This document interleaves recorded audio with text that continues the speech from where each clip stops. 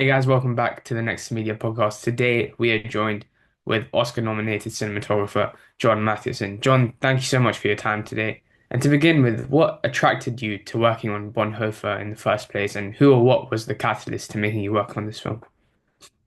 I don't know. I can't remember. I was on holiday, and Mark Sullivan rang me, and well, no, I think rang my Rachel. Has been with me for years through music videos and commercial stuff. So I've got this script coming in. Blah blah blah. Do you want to look at it? And it's a bit of an outsider. I said, yeah, sure. And I read it. I was in Estonia. I was up against the it seemed quite poignant. I was up against the Russian border, another bunch of uh, fascists, if you will.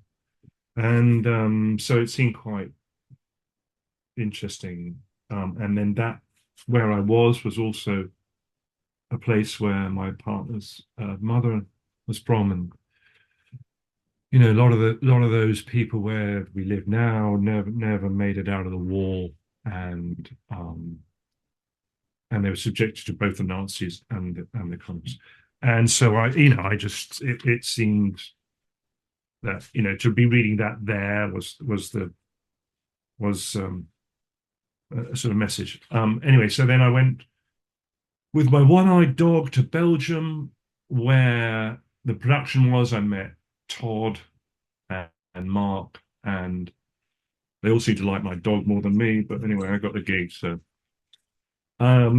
and yeah, that was that. I mean, you've got to, when you get a script, you've got to like something. You've got to like it, or you're in banging trouble. Um, I I liked it. I liked the history. I liked what he was trying to do, and I also thought it was remarkable that not many people knew this story, or this noble man who did what he could and paid the ultimate price for it. So I thought it was a story that should be told, and if I could be part of that, I thought that was good. Definitely, it's an incredible movie, and it really re-immerses you back into the time period really well. The costume designs, set production, everything's done Yeah. superbly. And the cinematography, obviously, hats off to you. It's done with such precision as well. Were there any Mm. scenes that were particularly difficult to shoot from a collaborative standpoint? Well, I mean, it was a low budget film, and trying to make some of the um, out and about films. I mean, this guy was, he was swimming upriver. The whole of the world was against him, and to see his Germany that he obviously loved deteriorate around him. So when he was out in those situations, there's some archive stuff we used, but also when we tried to create our own one, when he sees a bunch of like nice young lads who are sort of probably in some sort of Boy Scouts club had all joined the Hitler Youth, and he's they're marching through the streets, and they kind of push him out the way, and he's running around them, and he's eventually stopped by a collection of three SS officers. So that was in a sort of a square up against a church in Liège, and trying to make that look big, and Todd, we wanted to be moving, and so energetic, and so the camera was on a Steadicam, so that picks up a lot of background quickly. And if you don't have enough people and um, you know, period cars, period trucks, period Wehrmacht and SS walking around, you think, oh God, how are we going to do this? And so I think, that's sort of, it's almost choreography, always making sure something is behind you, or behind my head, that when you move, there's no gap. So you're always trying to do this.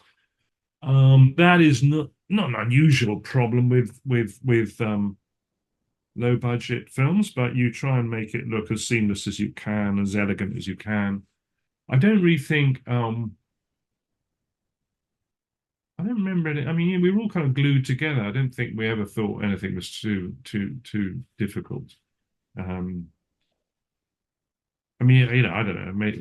That might sound strange to you. You know, when you've shot a lot of different things in different places, you're just kind of reworking what you know and trying to apply it as best you can to the script in front of you. What you don't want to do is freeze and not say, "Oh, we can't do this." So, and there were some dreamy shots and it transitions which had to happen because we were low budget. So you've got to think of ways to do it without sort of breaking out of the rhythm of the story. So we always tried to stay close to that. If it fell on me to fix something, wasn't um, wish, of course, wish we had more. Wish we, you always say that, but uh, it wasn't. I don't. Sorry, I'm drifting a bit. I can't really think of anything that was too tricky. Um, it's not like getting 50 horses or siege boats in position. Just none of that stuff. It just, I mean, I'll tell you other stories, but no. In comparison to things I've done, the main thing was to work with the money we had, be resourceful, and try to make it feel as big as possible. I said this man was swimming against a massive tide against him, and the biggest movement of people and organized murder the world has ever seen. So let's not, you know, forget that. So yeah, in some ways it's an epic story, or at least an epic effort from one individual to try and and just I can't imagine what it was like to be him and to see it all fall apart, you know. But then he never gave up hope. Definitely. So, Yeah, yeah. that makes sense. And how would you describe the visual style for this film and what inspired it? And how did you approach this film differently to other films you've worked on, such as Gladiator or Doctor Strange, where there's more action and bursts of color? No, I mean I think you've got to as you said, you said yourself, the style, the costumes, the thing. Um, you always want, I think that's the interesting thing about films. You always want to be like Doctor Who, a time traveler. Like, what would it have been like? What would it have been like in the streets of what was the feeling? What was the feeling of terror or sort of, you know, denial and people trying to carry on? And why did people look the other way when the Jews were taken this way? Why, what? So that was more of a feeling rather than Gladiator. I call it Rompus Romanus, so just a big old laugh. It's kind of, I mean, it's funny as well to me. So I mean, you don't really have to bother to think about that. I mean, Doctor Strange, quite technical, lots of previs, lots of CGI. Um, a lot of things are collaborated. This was more turning up and thinking on your feet with Todd, with John Beard, the art director, the ADs, and see what you can get away with every day. Do not be defeated. And and it really was this of, we're in the west coast of Ireland, and Belgium is one of the coldest places on earth. I don't know why it is. There were other things to deal with, like doing a scene in a prison cell when you can see their breath. And well, that's probably what prison cells were like. They weren't big on heating and air conditioning. So, you just roll with what you're given. Then it snows one day, and then doesn't snow the next day. And what do you do? Yeah, just keep going. I Yeah, mean, you try not to. I try not to have a style, or oh, I'm doing this now. I will now bring what this cameraman is to the show. You just want to be part of it. You just want to melt it in. You just want people to like the pictures, but you don't want to put a stamp on. You wouldn't. I wouldn't like this like Doctor Strange or Gladiator. You wouldn't. They're different. They're different. Totally. I mean, yes, you use cameras and stuff, but they are totally different stories in many ways. So yeah, you apply to what you think is important. You got to like the script of the director and what the act. You're leaning heavily on the talent, of course, and it's a very emotional piece. So you don't want to stamp all over it. You want to just give them space, be be themselves, and be the characters, not themselves. Be the characters. yeah. And the story of Bonhoeffer was profound and impactful, diving deep into his courage, morality, and passion. What did working on this project do for you as a cinematographer? And was there anything you took away personally? No, I don't think I took anything away. I just thought it was just this guy Todd comes up, I go to this weird Japanese, Chinese, Oriental hotel with a one-eyed dog, and they like me, and then you just think you've got to make this story. I mean, I think they were slightly shocked I took the interview, but it's never been a decision to make a film because of the budget size. Um, so what I took away from it was just, a noble cause, just a noble film.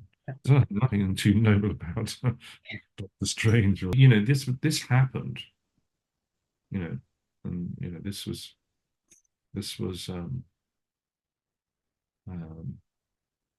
I don't know. I say what I always think about it is his sense of hopelessness, but he never gave up. So I think, you read a story like this and you think, whatever you go through, this guy puts a spring in your step, and I'm thankful for that. And to end off, to any inspiring DOPs or cinematographers out there, what advice in a few words would you give them to breaking into the industry? Well, shoot anything for anyone. I mean, just even though, for nothing, you've got to get experience. The thing is, you can be an inexperienced director or this, that, and the other, but people like the DP to be some old sage in the background, saying, this is the way to fix this is the way to do this. Have you thought about that? Is this from the right character? Does this drive story and character forward? So you're only going to pick that up by not waiting for the right project. There's no point in waiting. If it's Monday morning and you're not doing anything, well, why don't you go and shoot a low budget nothing? I mean, people think of me as a huge, big, I mean, if I asked you right now how many name my obscure films, you wouldn't be able to, but you would be able to name big ones. So what I'm saying is that I have come from somewhere. It didn't.